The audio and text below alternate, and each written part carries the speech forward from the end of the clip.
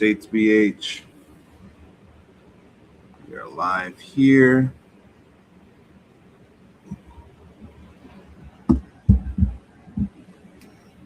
All right.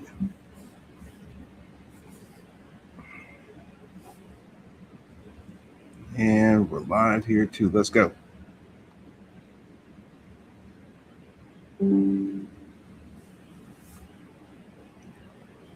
Perfect.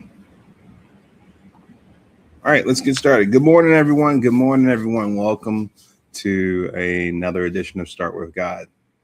Today is day 7 of our journey through the Bible, one chapter at a time. And so today we're in Genesis chapter 7. And so what we're going to do is we're going to read the Bible, reflect on life, and then go out and remain in God throughout the day. All right. So I'm reading from the World English Bible, Protestant edition, also public domain. All right.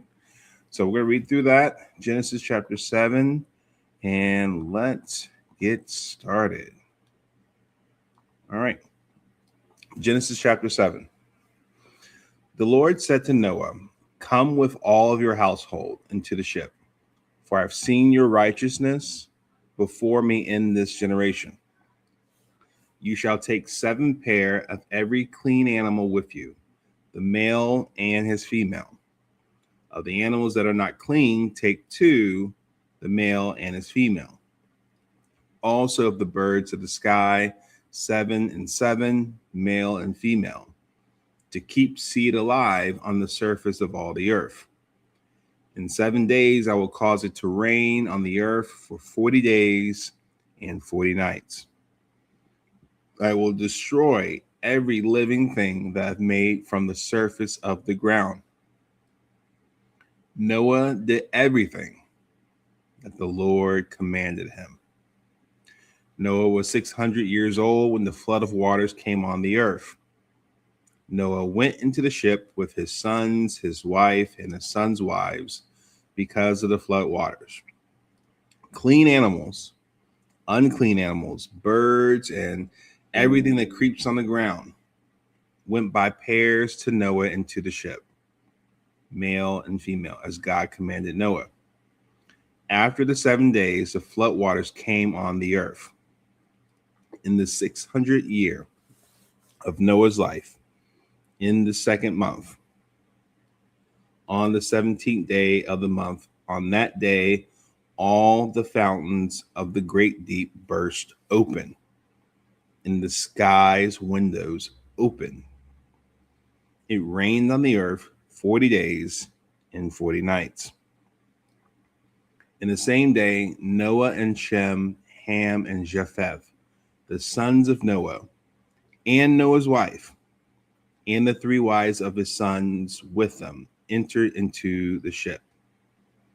They and every animal after its kind, all the livestock after their kind, every creeping thing that creeps on the earth after its kind, and every bird after its kind, every bird of every sort, pairs from all flesh with the breath of life, and then went into the ship to Noah. Those who went in male and female of all flesh, as God commanded them. Then the Lord shut him in. The flood was 40 days on the earth. The waters increased and lifted up the ship, and was lifted up above the earth. The waters rose and increased greatly on the earth, and the ship floated on the surface of the waters. The waters rose very high on the earth. All the high mountains that were under the whole sky were covered. The waters rose 15 cubits higher, and the mountains were covered. All flesh died that moved on the earth, including birds, livestock, animals, every creeping thing that creeps on the earth, and every man, all on the dry land, in whose nostrils was the breath of the spirit of life, died. Every living thing was destroyed that was on the surface of the ground, including man, livestock, creeping things, and birds of the sky. They were destroyed from the earth. Only Noah was left, and those who were with him in the ship. The waters flooded the earth 150 50 days. This is the word of the Lord. Thanks be to God. So this is intense. It may not sound intense when you're reading it initially, but if you would imagine, this is a scene where the whole world is flooded. And when you think about this, thank you for the like, Myra. I appreciate it. If you think about this, what's going on is God is starting over. He has chosen who to survive the flood in terms of people and animals to basically start over again. And why is he starting over again? Well, if we go back one chapter from yesterday, God had gotten tired of all the corruption that had happened on the earth, all the sin that was going on, running amok. And he basically said, I'm tired of this. This makes me sad. I grieve over this. But there was a righteous man that walked with God, blameless, and that was Noah. And because of Noah, God saw somebody that he could trust with starting over the earth. And so we actually see this happen. And if you're actually thinking about this as far as what happened with Noah, the thought is that, okay, for some time he's building this ship from a dream, not from a dream, but from instruction from God. And from there, he's doing something that he had not thought of himself. He is doing something that he got instruction from God to do. And from that, what goes on is he's doing something that other people around probably don't know what he's doing. And so here's the thing I want to underscore here. There's a good chance that Noah, his sons, his wife, and his sons' wives were not the only people on earth during this time. What does that mean? Well, it probably means that there were other people around on the earth at that time. And if God was tired of all the sin and the corruption that happened the chapter before, there's reason to believe that if Noah was blameless, he was righteous, and his sons were with him, and he had a wife, and the wife of his sons, they were together. There was a good chance that there were other people outside of that group that were not chosen to go on the ship, that were left out for themselves. And so if you think about it, what does that mean? It means there were a lot of people that passed away from the flood, right? It even said in verse 22, all in the dry land in whose nostrils was the breath of the spirit of life died. Every living thing, verse 23, was destroyed that was on the surface of the ground, including man, livestock, creeping things, and birds of the sky. They were destroyed from the earth. Only Noah was left and those who were with him in the ship. So we have a sense of what God's judgment can look like here, because he gave an opportunity for Noah and his family to be redeemed from the ship that Noah had built. But God's judgment still reigned on the earth, killing everything else. Man, livestock, creeping things and birds of the sky. Well, who was left? We see this in verses 1 through looks like 3. You shall take 7 pairs of every clean animal with you, the male and his female, 7 pairs. And then of animals that are not clean, you take 2 pairs, male and a female. So 7 pairs of every clean animal with you, male and female, that's 14. And then animals that are not clean, take 2 pair, 2 times 4, 2, that's 4. That's not a lot given all the animals that are around on the earth. Same with the birds of the sky. So I guess what gets me while I'm reading this is like, it's a reminder that God's judgment can be severe if we're disobedient and are sinful. And we don't have any sort of realm to judge his judgment because of sin. We're fallible human beings. We're imperfect. And so essentially what happened here is there was a lot of people, a lot of animals that lost their lives as a result. Which is also interesting too, because it also brings up the point that sometimes somebody's mistake or error can lead to misfortune or punishment for people connected or unrelated to them. Why do I say that? Well, we don't get the sense that animals necessarily were sinful. It was people. Because back in Genesis chapter 3, Adam and Eve, when they sinned, it was people who sinned. Now, we had a serpent that influenced Adam and Eve to sin, which was also Satan. What's up, Google? But also the thought is a lot of these animals,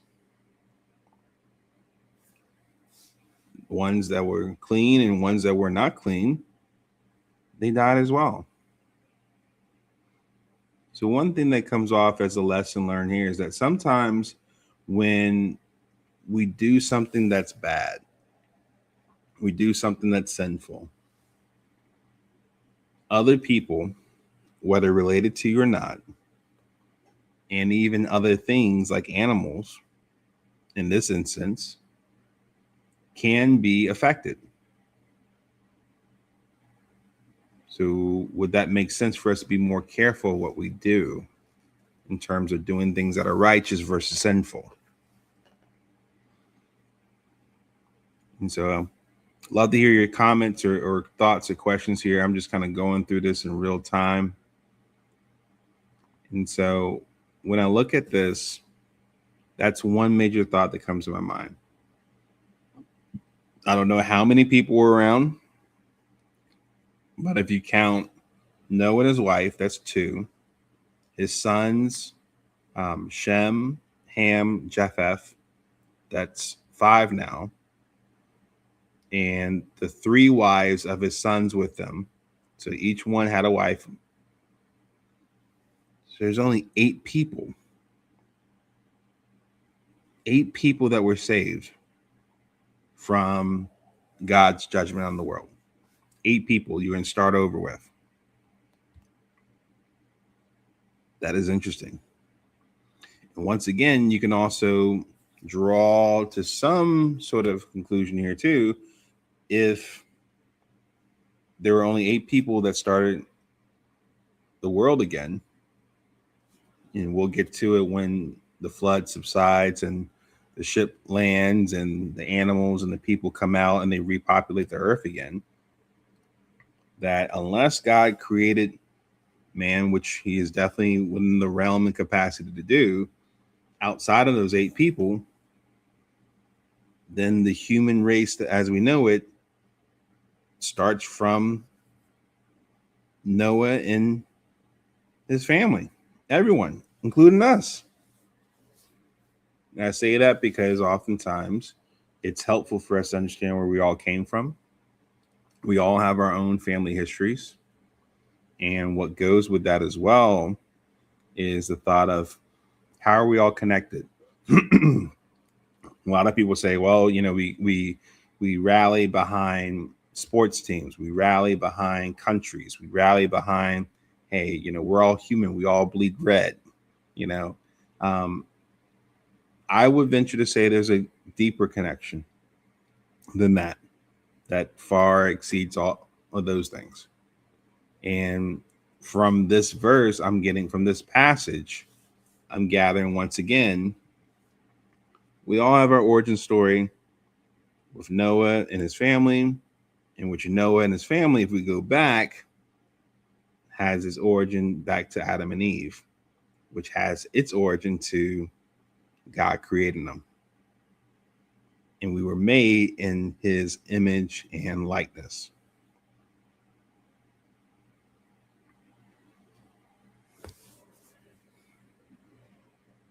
Wow. And so it talked about once they boarded the ship, how old Noah was. He was 600 years old. Goodness. The animals, the people, they're on the ship. And then it said in verse 11, in the 600th year of Noah's life, in the second month, on the 17th day of the month, on that day, all the fountains of the great deep burst open, and the sky windows open, and it rained on the earth for 40 days and 40 nights. Now listen, I live in Florida, and every year we have hurricane season. And I can see the type of damage that hurricanes can do here.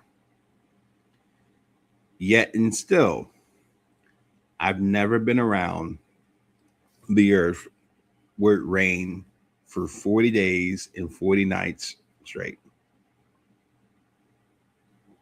I don't think we've seen, correct me if I'm wrong, I don't think we've seen an instance around the earth where in some particular region it rained for 40 days and 40 nights straight.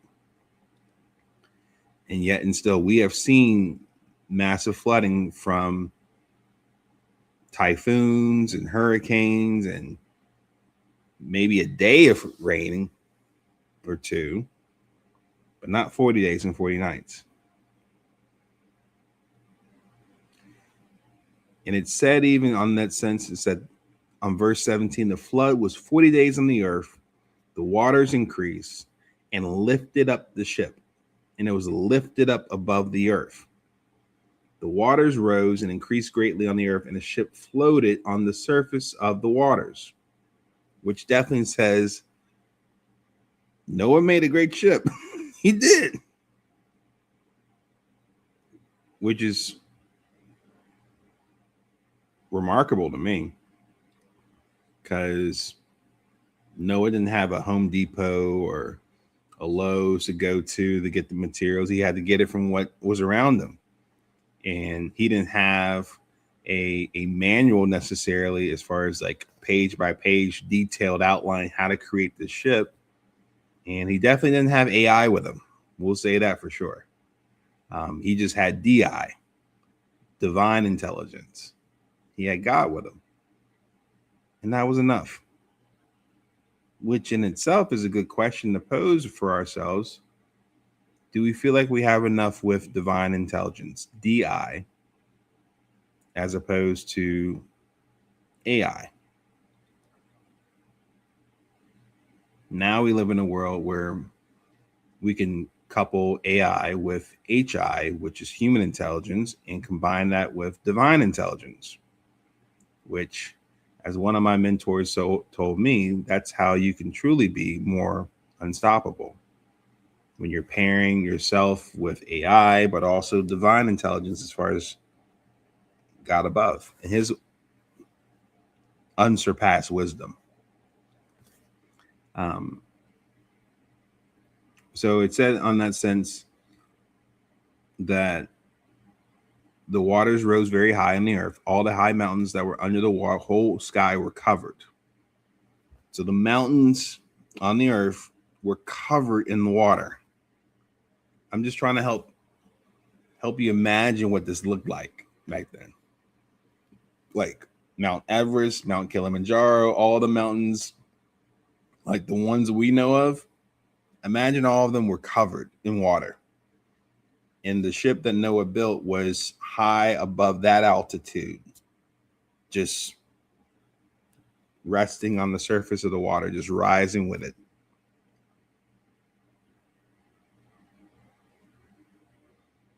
I mean, it's just remarkable to me. And then it ended with the waters flooded the earth 150 days. So it rained for 40 days and 40 nights, and the waters flooded the earth.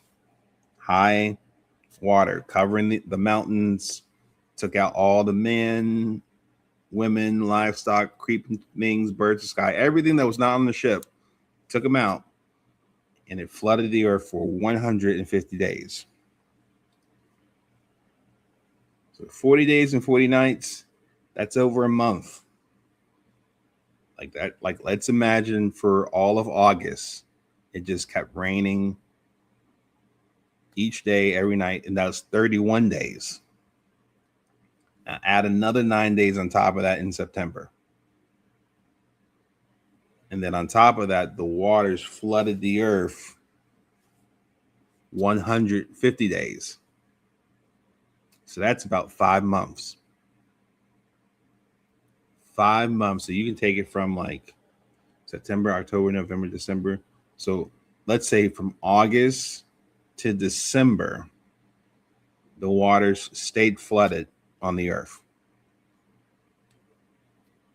So everything that was around, it's gone. Appreciate you following me from Iraq. Thank you. That's a long time, ladies and gentlemen. Long time. And so I think for me, what I look at this is just more so one, we get a good sense of what God's judgment is, because that's not easy.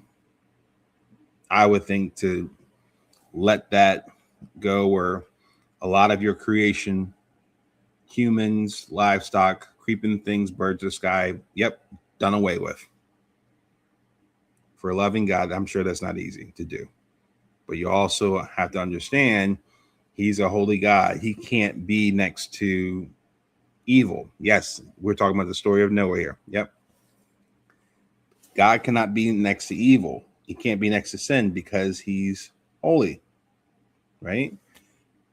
And so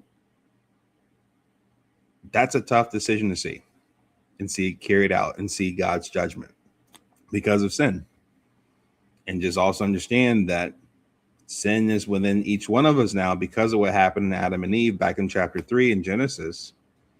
And just kind of understand, like, was their sin as bad as how we're sinning now? Oh my goodness. What would the world look like if we had that type of judgment? Maybe not like that, but we may have judgment we may come across later on as we get closer to like Revelation. But that's a whole nother life for much further down the line. So that's one. Second, I get a good sense of God's mercy as well, because God saved Noah and his family and said, hey, we are going to repopulate the earth. We're going to start over again with Noah, his wife, his sons, and his sons' wives. God could have been just done with all this and just said, you know what? I tried this, sin corrupted everything. Just do away with everything. But he found a person that was righteous, that walked with God, that he said, you know what? I'll trust him. He's my creation to take on this huge task and repopulate the earth. So just like God could be merciful unto Noah, God could be merciful to us. And I would venture to say he has. If we woke up this morning, I believe God blessed us with another day. And that's out of his mercy. Because I also understand not everyone got to wake up today. If we're just being honest, some people didn't survive last night. So if you're hearing me under the sound of my voice, if you're seeing me on live here, you survived another night. I take it that as God's mercy. I thank God for another day. And I encourage you to do the same. Because as you get older, I always think to myself nowadays, it's not a given that when you close your eyes at night, it's not a given that you'll wake up the next morning for whatever reason. And so that gives me a sense of whatever's happening in my life, whatever's happening in your life, good or bad, you have the opportunity to wake up the next morning. You already have one very good reason to be thankful and grateful, regardless of whatever's happening. And then the last thing I think of before we finish up today is just understanding how big of an operation this had to be. You had 8 people in the 7 pairs of every clean animal and 2 pairs of every unclean animal, all on this ship. You boarded the ship. It rained for 40 days, 40 nights. The ship raised up. The ship didn't break apart. And then it was on the waters for at least 150 days. Like, to me, the thought is like, wow. Like I said before, like, I have enough trouble with do-it-yourself furniture to make at home, let alone creating a huge ship that's going to be taking care of people and animals and everything that God had for the restart, basically. Like that to me, like it's just hard for me to think of. But I'm just in marvel that happened. So any questions, any comments, any prayer requests before we finish up here? Definitely don't want to dwell on this longer than needed, but it's just like, once again, why I do this Bible study in the morning is sometimes it's just helpful to just read the text and just reflect on it in real time. And I wanted to share with each one of you. Because I think that's missing in the world today. We need more just reading the text and just learning from that rather than being so dependent on others to tell us. So any comments, questions? I'll check the chat here. Any prayer requests? Shout outs to Bira_47. Thanks so much for being a part. We are on Twitch, by the way, as well. So feel free to follow me there. We're building something there. Live After 40 at Live After 40 on Twitch. Let's see any Instagram people. Thanks to the Brandon Tall guy for joining. Thanks to Thiz's Bank. _mon _half _amazing. Thank you. Morning, Riz. All right. If no other questions, no other thoughts, prayer requests, I'll just go ahead and close this out. All right. Thank you. Shout outs to Liz Shep. I hope I'm pronouncing it right. First time here. Thank you so much. We do this every weekday. We just got started last week. So today is day 7. And so tune in tomorrow for day 8. We'll go over Genesis 8 together. All right. So thank you so much for joining. Definitely come back. Appreciate the follow as well. Thank you. Feel free to follow me as well. Like I said, we're just going to keep this going because I know going through the Bible, that's a lot of days, a lot of lives, right? But I'm doing this because I know it's helpful for me and hopefully helpful for you as well. So with that being said, let's go ahead and join in prayer, and then we'll go ahead and close this out. Heavenly Father, thank you so much for another day. And I know that's enough to be thankful for and be able to end the prayer just off of that. Thank you for another day. Because as your word shows here in Genesis chapter 7, as we reviewed it today, that is not a given for everybody. And so, regardless of, our imperfections, our sinfulness, that sort, you still are merciful on us to give us opportunities to do right by you and to do right by others. And I don't take that for granted. And I thank you for that. Thank you for your word to instruct us, to teach us on where to go from here. What's the lesson learned that we can take on? What's one thing we can do today that can help better love you and love others? Do we just pray that you are with us as we go on about our day? Keep us safe. Help us have a good day and help us be present with the ones we love and care for them at home and at work, and help us to always remain in you and being trustful of you and walking with you each day going forward. In Jesus' name we pray. Amen. All right, everyone. Thank you for the like, Myra. I appreciate that as well. That's it for today. So we will come back here tomorrow for day 8. We're going to go over Genesis chapter 8. If any questions come up or comments, feel free to let me know in the chat here before we go. Don't forget to follow me. Also, like I said, we're doing this every weekday, Monday through Friday, going forward to the best of my ability, God willing. And would love to see you on for tomorrow for day 8, Genesis 8. So with that being said, everyone have a great day. And I will see you tomorrow for Start With God. Bye, everyone.